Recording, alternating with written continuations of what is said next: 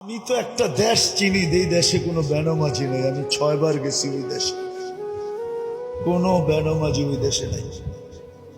এটা আমার প্রথম দিন প্রমাণ হয়েছে। আমি প্রথমবার যখন যাইতেছিলাম আদিস আবাবার থেকে ইথিওপিয়ার থেকে আমার ফ্লাইট ছিল, আমার পাশে যিনি বসা ছিল ও প্লেনে পুরা দাঁড়াইতে পারতো না, ছাদে লেগে যেত। প্লেন একটু নিচা থাকে না, লাগেজ লুগেজ বড়ার পরে তো মাথা উঁচা করতে পারতো না, এরকম লম্বা। আর মাশাআল্লাহ কালো তো এরকম কালো, আফ্রিকার মানুষ তো চাঁদের, আফ্রিকার মানুষ কালো।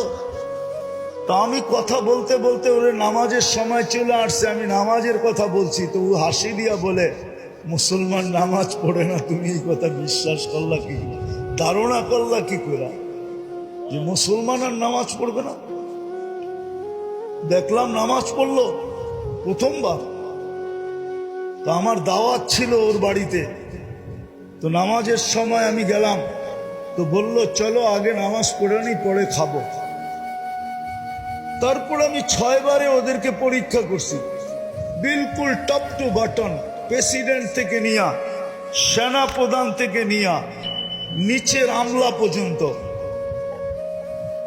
একজনও পাই নাই নামাজের আজান কানে ঢুকছে আর বলছে নামাজ আগে কাজ পড়ে। আজান কানে পড়তে দেরি, চিৎকার দিয়া উঠা বলে নামাজ আগে কাজ পড়ে,